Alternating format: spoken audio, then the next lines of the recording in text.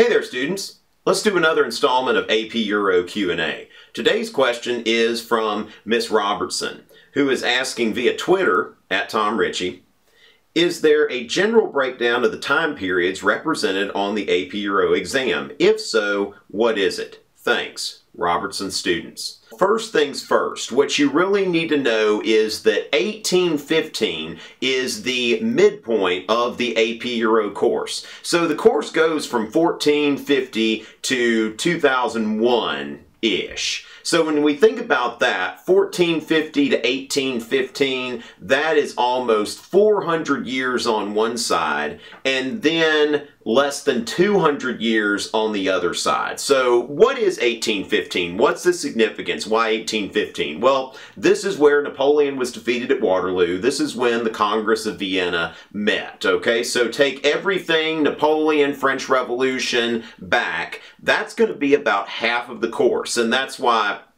a lot of times Euro teachers say Napoleon by Christmas should be your goal as far as coverage. So that's the midpoint, and about half of the questions are going to come from before 1815 and about half after 1815. Now, I noticed looking at score reports that sometimes maybe a few more questions are going to be drawn from the pre-1815 part of the course. Now that makes sense because, like I said, you've got almost 400 years on one side, then you got less than 200 years on the other. So you're looking at about 40 to 45 questions from the 1815 and before, and then 35 to 40 questions 1815 to present. The FRQs, now a lot of times those have been totally random as far as how those are arranged, but the past few years I've noticed that the first group of FRQs tends to be pre-1815, and the second group of FRQs tends to be post-1815.